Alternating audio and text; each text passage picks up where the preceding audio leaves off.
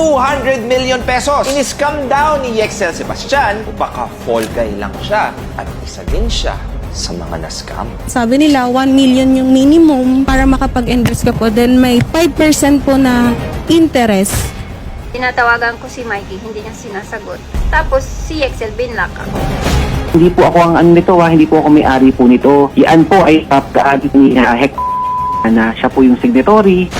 Ay, biktima din kami. Ganyan naman yung drama ng mga ano. Usong-uso na yung ganyan. Ang daming tao bumiyahe sa pandi. Hinahanap kayo, tinataguan nyo. 400 plus po kami. Kung totoo yung sinasabi nyo, sana talaga hinarap nyo kami. Ilang beses kami nagmamakaw. Anong ginagawa mo? Nagpo-post ka pa sa Facebook na ikaw pa yung biktima. Huwag kang umaktong biktima kasi kung totoo yung sinasabi mo, kinausap mo na kami ng umpisa kung biktima ka talaga at tinulungan mo kaming mag-file kay Hek. Pero hindi.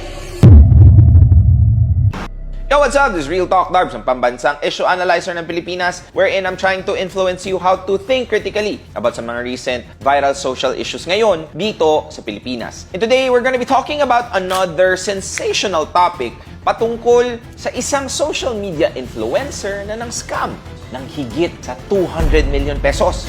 Ano nga ba ang kaya mong gawin para lang sa pera? Totoo nga ba that money is the root of all evil? At ano ang mararamdaman mo kung ang mga pinaghirapan mo ay pumunta lang sa wala? And of course, what are the things that we may be able to learn from this kind of situation? Let's find out. At first, let me give you a brief context. Sino nga ba si Yexel Sebastian? He is a Filipino YouTuber who claims to own the largest Optimus Prime bust in Asia. Siya ang may-ari ng Yexel Toy Museum na currently merong 2 branches dito sa Pilipinas. He is also the brother of the late Jam Sebastian and a partner to Mikey Agustin, who is also a YouTube personality and star magic artist. She is also a part of its Showtime all-female group called Girl Trends. Now, let's go back to the issue. Last Thursday, October 5, 2023, Facebook user Priscilla Lafountain posted on Facebook about her appeal tungkol kay Yexel and Mikey. Sabi niya doon, Mikey Agustin and Yexel Sebastian, nagmamakaawa po ang mga OFW na nag-invest sa inyo. Meron din sa Pinas mga naglabas ng pera. Sana po kausapin nyo kami. In which she added, 2 months delayed na po ang aming kita sa ininvest namin sa inyo. Kayo ang kausap namin, sana makipag-usap kayo ng maayos sa amin. In the 4-minute video, Priscilla recalled that she inquired about a business opportunity that Yexel uploaded on his Facebook blog at that time. Last year, nag-inquire ako kay Yexel kasi may pinost siya. Kikita ka daw, business, ganyan-ganyan. She also claimed that she invested 200,000 worth of her hard-earned money in debt. Kung gusto nyo pong malaman kung magkano yung in-invest ko, 200,000 lang naman. Pero galing yun sa pawis ko. Hindi pwedeng babaliwalain ko lang siya. However, hindi din pala alam na sa junket operation pala magpa-finance or ipapasok ang pera nila. Now, sa mga hindi nakakaalam, ano nga ba ang junket operation? Now, according to a very reliable source who happened to work in casino marketing, binaliwanag niya na it's a casino inside a casino. Yung mga tao na nagpapasok ng pera sa junket, ginagamit iyon para ipahiram sa player. Mostly sa foreigners kasi sila daw ang makakapagpapasok ng milyones. Kaya nanghihiram sila ng pera panglaro sa mga junket operator. Since billion ang pinapaikot na pera ng junket operator para sa mga players, dito papasok yung mga third parties na gustong magpaikot ng pera sa negosyo kapalit ng interes. Now, a junket operator is actually regulated by PAGCOR. It means that this has a license. Therefore, it is not a scam. Now, going back, Priscilla only claims to receive regular payouts during the 1-year contract. June 2022 to June 2023. 1 year lang yung contract. Okay yung payout. So, pwede mo siyang i-roll kung gusto mo. So, ni-roll ko siya nung June this year. August, September, wala na. Wala nang payout. She said that she tried to contact them via their social media pages multiple times. Tinatawagan ko si Mikey, hindi niya sinasagot. Tapos in-unfriend ako ni Mikey. Tapos si Yexel binlock ako. Ngayon, marami ng mga OFW ang sunod-sunod na nag-complain dahil sa pinangako nitong investment return na hindi rin nag-materialize, and it's estimated 200 million pesos daw ang nakuha para sa investment. According to one complainant named Alpha, 1 million pesos daw minimum ang hinihingi ni Excel. Nung nag-message po ako sa kanila kung paano mag-invest, then sabi nila 1 million yung minimum, then may 5% po na interest. However, nung manghingi daw sila ng kontrata, Late na po nilang pinadala po yung kontrata, then contract of loan po. Bakit po loan? Kayo po ay maglo-loan sa kanila?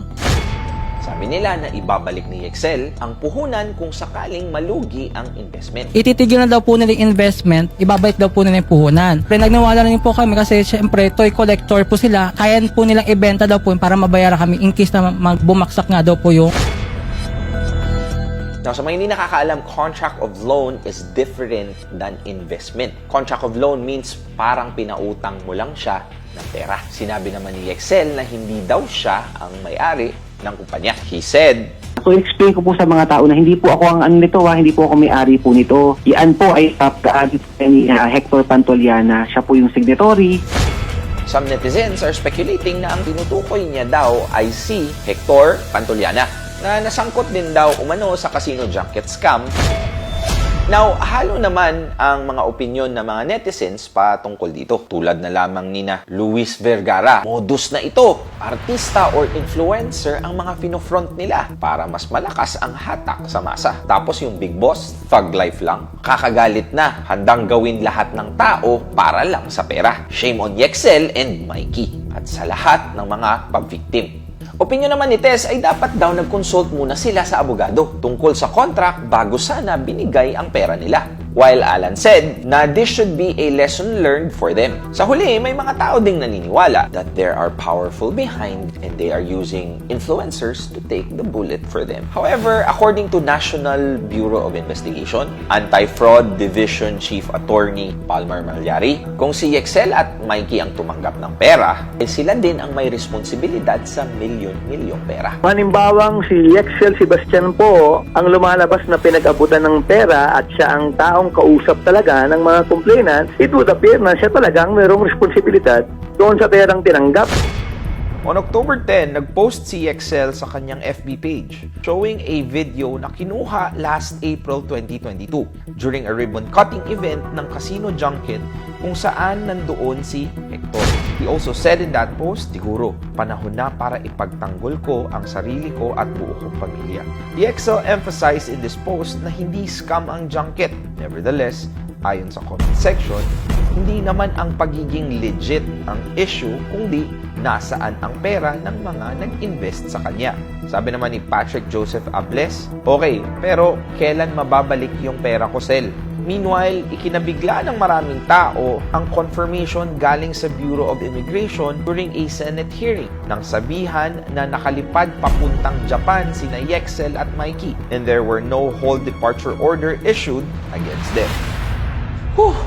So, what are the 3 things that we may be able to learn from this kind of situation? Number 1, easy money often leads to hard lessons. The thing about this kind of business, mataas nga ang return of investment, pero mataas din ang risk. This is where most people fail. Kala nila, kapag malaki agad ang pinakawalan na pera, ay sure na. There is no such thing as easy money. Remember, if it was easy, everyone would do it. In the end, the only way to make easy money is to work hard for it. Number 2, never invest in a business you cannot understand. Kung sa tao nga, we give time to get to know the person and understand them before we invest more than what we can offer. Now, ganun din sa negosyo. Hindi pwedeng biglaan lang. Hindi pwedeng nagpadala ka lang sa emosyon. Dahil kung mas nakokontrol ka ng damdamin, malaki ang posibilidad na malugi ka. Remember that our world is filled with individuals who knows the price of everything, but the value of nothing. Number 3, do not collect something that you cannot protect. Lalo na kung may mga natatanggap kang hindi naman sa'yo, pero pinagkatiwala dahil akala nila mas mapoprotektahan mo ito. Sa mga ganitong klaseng instances, people in the same shoes as Yexel and Mikey is not the victim kasi alam naman nila ang pinasok nila.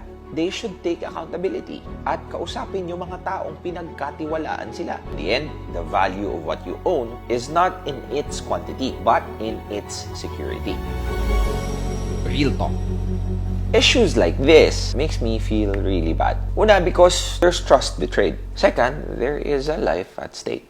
dahil yung perang inaasahan, hindi na mapakinabangan. However, I do believe konti lang ang mga tao who would put their name at risk for the sake of money. Kaya para sa akin, may mga bagay na hindi pa tayo lubos na alam.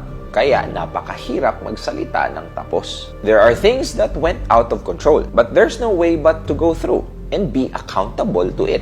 Walang naayos na bagay kung tatakbuhan na lang. Moreover, with influence comes great responsibility.